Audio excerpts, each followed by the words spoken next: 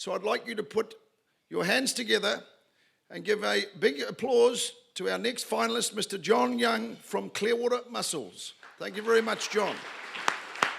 Good luck, mate. Good evening. Firstly, I'd like to begin by saying that it's an honour to be here tonight representing my industry in such a prestigious competition alongside this crop of the country's best farmers. My name's John Young, and together with my partner, Lynn Godsif, and my team of 24 people, we farm 12,000 tonnes, 1/7 of New Zealand's production of green shell mussels on 90 sites in the coastal waters across the top of the South Island. This is my backyard. I live here, I dive here, and I farm here. It's my job to help protect it.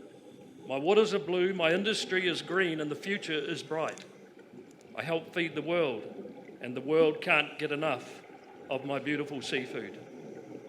I've helped build this industry from scratch, creating jobs and investing in my community, all by farming goodness on the edge of the sea. Because we produce seafood, some people confuse us with fishermen, but we are farmers. And like all livestock farmers, we depend on sunlight, water and grass, or in our case, algae. But where humans have been farming cattle for over 10,000 years, we've only been farming green shell mussels for less than 50. And during that time, we've had to create an entire farming production system. We've evolved from a group of innovative pioneers to sophisticated and highly efficient industry, generating nearly 300 million a year and employing 3,000 Kiwis and many others in support industries through the sustainable production of nutritious, delicious, premium seafood. Ours is a story built on innovation. The industry was born in 1969 when an old fisherman named Charlie Gard built a concrete raft and towed it into the Kenepuru Sound. I was a student at the time doing holiday work for Charlie, and one of my first jobs was going down to harvest mussels by hand with an underwater breathing apparatus called a hooker. And it was an apparatus in the best Kiwi tradition, a lawnmower engine and a compressor attached to a length of garden hose bolted to a piece of 4x2.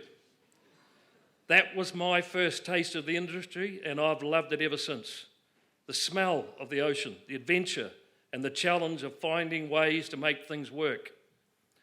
I went on to study for a Bachelor of Science at Canterbury, then spent 10 years working for Ministry of Agriculture and Fisheries in a range of technical roles, including running the mussel SPAT4 program.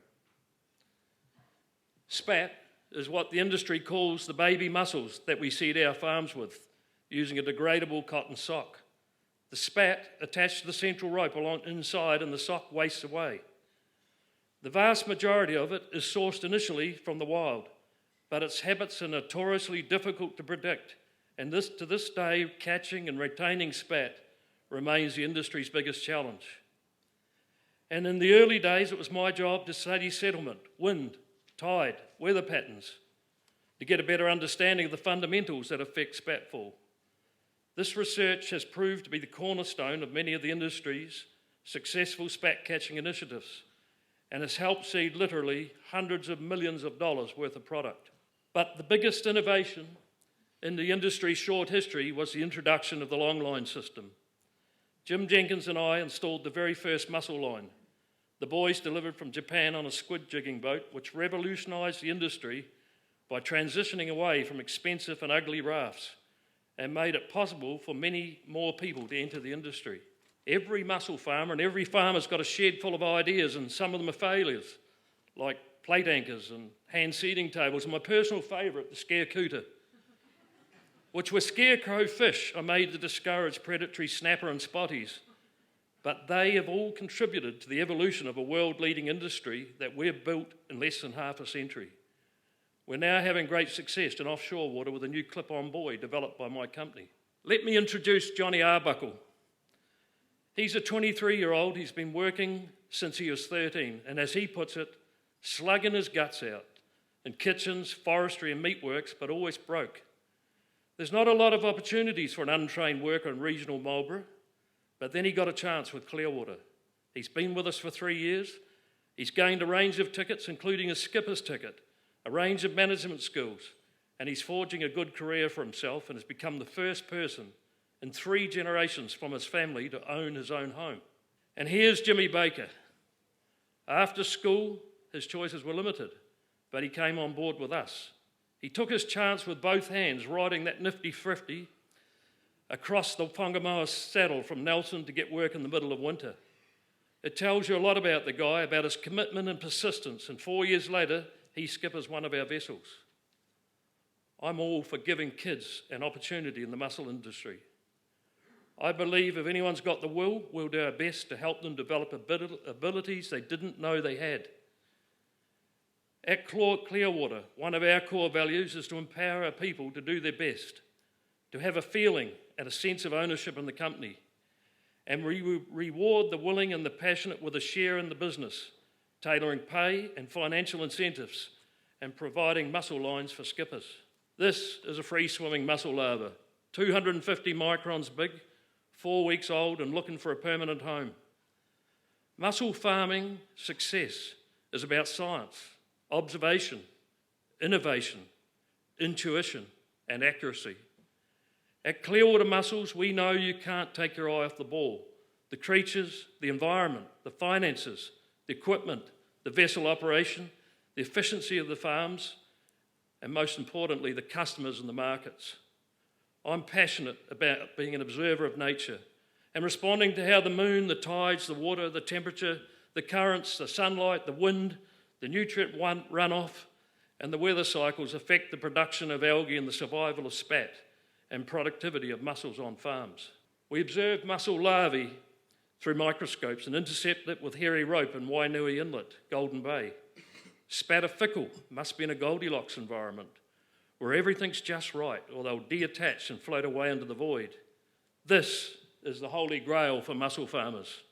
This one line of spat, 8 weeks old, grew into 1,000 tonnes of mussels. We create enough resources from our enterprise to build seeding and harvesting vessels, each one unique, and an improvement on the one before. This is our harvester, Polaris Image, carrying 115 tonnes. We build machines in our workshops to automatically seed mussel rope, size grade mussels, and harvest machines that clean and wash up to 24 tonnes an hour.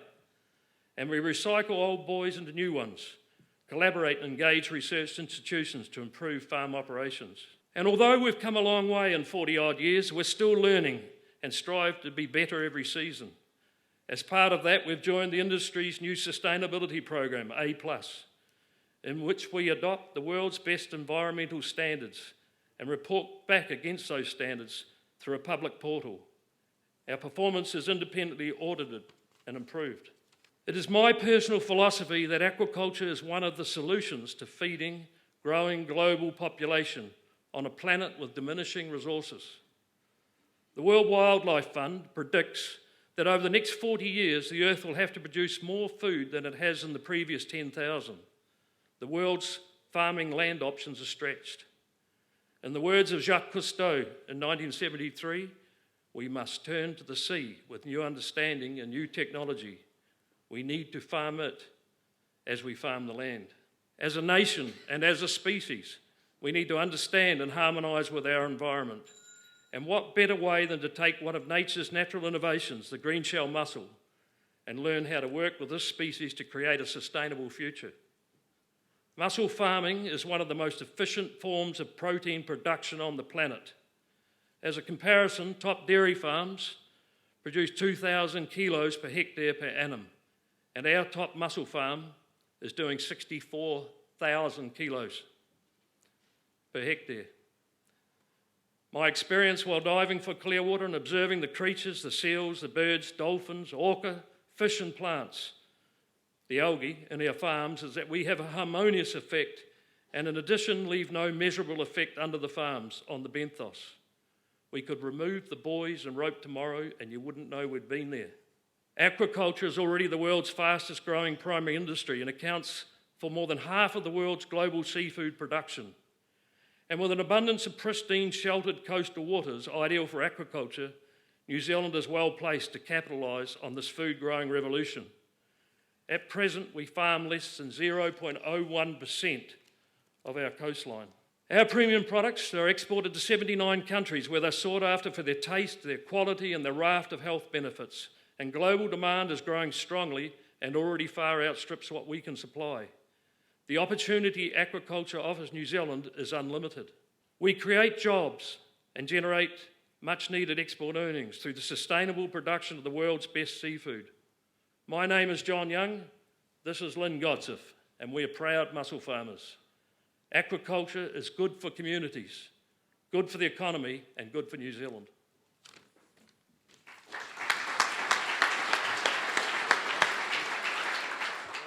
Originally, I was involved in the formation of a cooperative, and unfortunately, like all farmers, we had more money to spend on the farm than actually on the processing side of the operation, and it failed. Since then, I've supplied a variety of processors, and currently we are in a share farm operation with tallies. How fast is the industry growing? I remember reading recently that there was a number of farms turned down for growth in the Sounds. I'm a director of Aquaculture New Zealand, and we commissioned a report, a Colmar-Brunton report, and 65% of people are pro-mussel farming. 30% don't give a shit about anything and don't have an opinion. 5% object to what we do. And so the industry is the aquaculture industry in New Zealand is in a pitch battle with the 5% who are having the sway with the council. So the opportunity for aquaculture, unless we have a change in government direction or council direction, the opportunities are limited. John, I really enjoyed your presentation, and my family live in the Marlborough Sounds and know your operation well.